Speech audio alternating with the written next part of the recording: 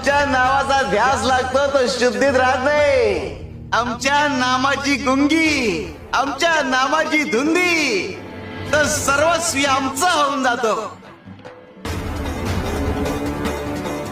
ज्याचे भाग्य चांगलं असेल त्याला आमच्या नामाचा छंद लागेल आणि त्याच्या मुखात सतत नाम जप असेल. आमच्या नामाची गोडी निर्माण होईल. ध्यानी मनी स्वप्नी ही नाम संजीवनी वदनी असेल. त्याला निरंतर सुखाची प्राप्ती होईल.